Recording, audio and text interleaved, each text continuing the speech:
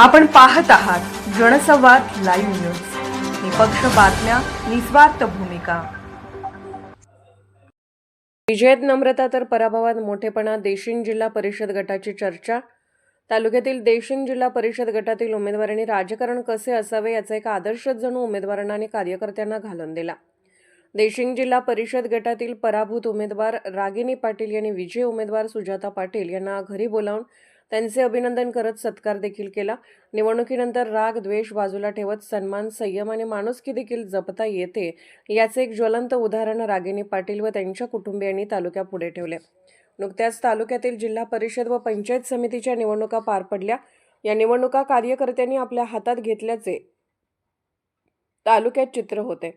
आपल्या नेत्याचे कौतुक करण्यापासून विरोधी नेत्याचे जमेल तसे प्रत्यक्ष किंवा सोशल मीडियावर वाभाडे काढण्यापर्यंत शाब्दिक युद्धासह सगळे प्रकार निवडणूक काळात झाले.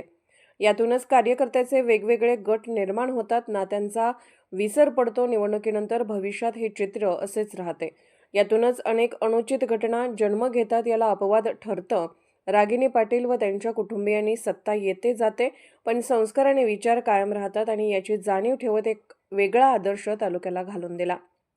या प्रसंगी विजयी उमेदवार सुजाता पाटील यांनी देखील रागिनी पाटील यांना नव्याने उभं राहण्याची उमेद दिली. त्यांचे मनोबल उंचावले. पुन्हा समाजकार्यात उतरण्याची विनंती केली.